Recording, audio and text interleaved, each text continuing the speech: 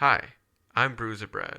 Welcome to the channel, and welcome back to Disc Dive, where I revisit the entire discography of some of my all-time favorite bands in search of hidden gems. Oh hey, just a side note here really quick. I'm limiting my choices here of my gems to only 4 per album, because otherwise I'd have dang near the whole album listed as gems. And second, I'm not including any singles because everybody knows Diary of Jane and Blow Me Away, things like that, but you might not have heard of Breakdown or You Fight Me, things like that. So I just want to keep it relatively unknown. So Breaking Benjamin was formed by Benjamin Burnley in 1998, but this incarnation of the band played much softer songs, such as Beatles and Weezer covers, believe it or not. The name comes from an incident in which Burnley broke a borrowed microphone. After disbanding upon Burnley's move to California, he returned to Pennsylvania and formed another band called Plan 9. After many mix-ups with the name, usually revolving people referring to them as Planet 9, they decided to go back to the old name of Breaking Benjamin, since Burnley still had a bunch of the merch with the name on it. In 2001, they recorded a wildly successful self-titled EP, joined by drummer Jeremy Hummel, guitarist Aaron Fink, and bassist Mark James Kopaski. They were eventually signed to Hollywood Records after a 2-night showcase featuring over a dozen record labels. A year after their EP released, they had their major label debut with Saturate, featuring reworked versions of 5 of their songs from their EP. While a bit rough around the edges, their energy is on full display with the gems Natural Life, Home, and No Games. While the band had lost some of their edge since their initial EP, the sound is still there, with some punky elements and some post-grunge twang. Burnley even goes full Richard Nixon near the end, with some of his crazy enunciations. But he brings it back in the end, with the angelic Forever closing out the album. A year later, the band recorded We Are Not Alone, released in 2004. This is where the band really started to hit their stride. Most of the songs are more melody-driven, and the energy, while still present, takes a back seat to the musicality. Whatever grungy or punky elements still remained would become more refined and help complement the band's signature sound rather than fight against it. The hidden gems I discovered here were Follow, Break My Fall, Breakdown, and Believe, a surprisingly experimental song with effects-laden guitars and odd time signatures. Overall, this is probably one of the more diverse of their records, transitioning from their earlier high-energy debut and their darker, more somber future releases, and the contributions of one Billy Corgan in the songwriting. It's hard to overstate just how present the band was at this time, especially in the gamer world. Despite only being signed with a major label for a couple of years, their music was already being featured in major games, such as Halo 2 with their hit single Blow Me Away. Their song Forget It even appears in the background of National Treasure 2. Unfortunately, this would be the end of Hummel's tenure with the band, as he would go on to file suit against Burnley for alleged wrongful termination and withholding of profits. The suit was settled for an undisclosed amount in 2006, but the damage was already done. The band hired Chad Zilliga from a lineup of 15 drummers for his noted problem-solving ability.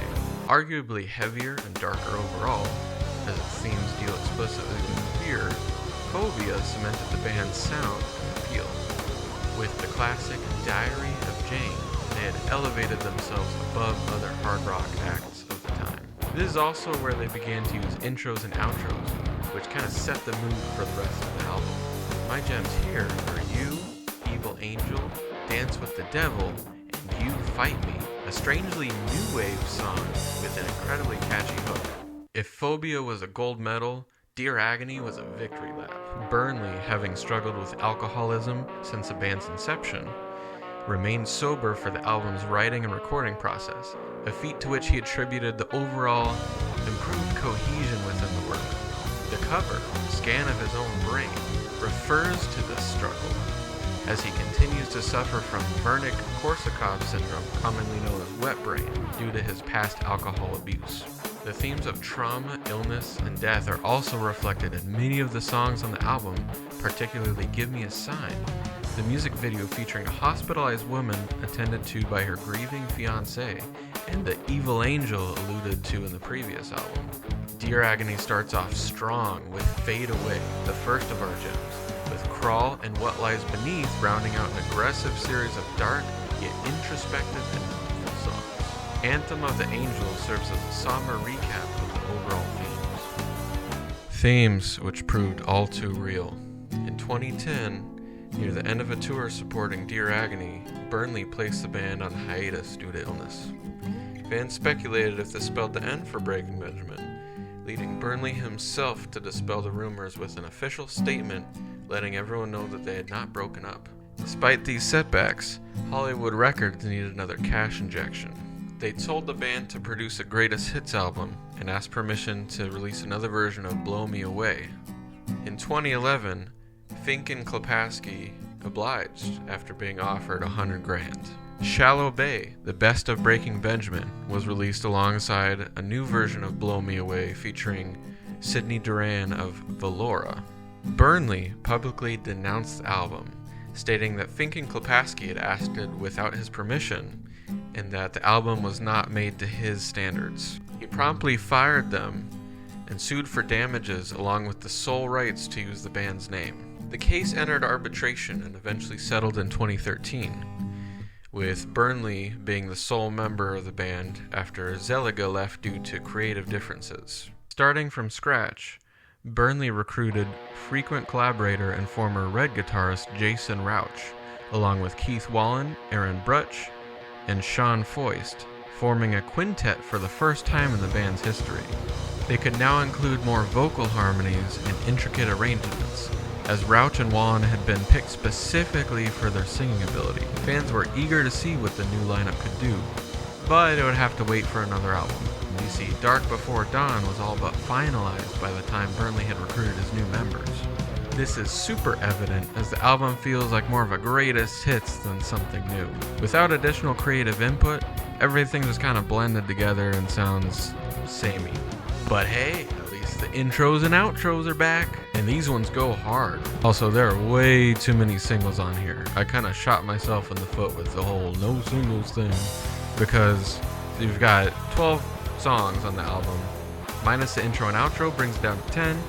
Half the songs are singles, there's 5 of them, so really I only got 5 to play around with. Hollow and Bury Me Alive are solid, but upon re-listen, I really came to enjoy Breaking the Silence.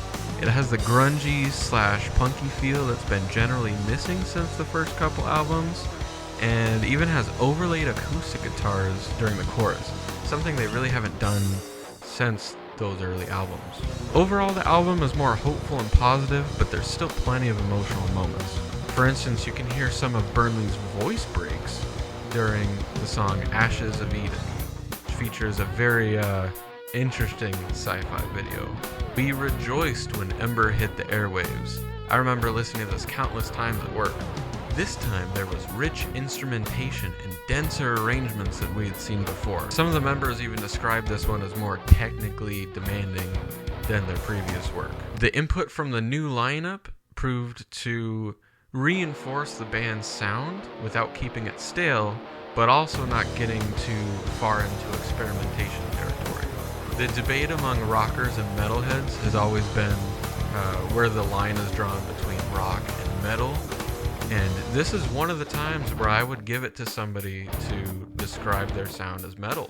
From the melodic riffs and intricate drumming of gems like Feed the Wolf, Blood, and Close Your Eyes, metalheads are likely to find some favorites here. Finally, Dark of You adds another somber anthem to their already stacked catalog. There's no denying Breaking Benjamin has had a deep influence, not only on rock in general, but on me.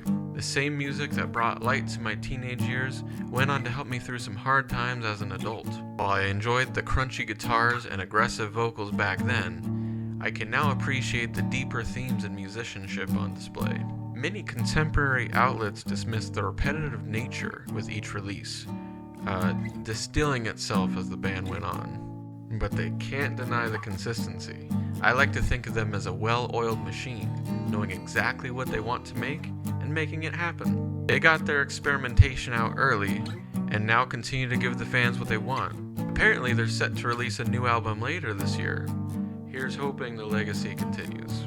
Here's a final list of all the gems I've found in this video. I've made a playlist of them that'll remain public until the next installment of this series, so that you can easily give them a listen. Thank you for checking out Disc Dive. Hope you enjoyed it. Stay tuned for future videos, and let me know down in the comments what your favorite Breaking Benjamin songs are. Thanks again for watching, and until next time, I'm Bruiser Brad.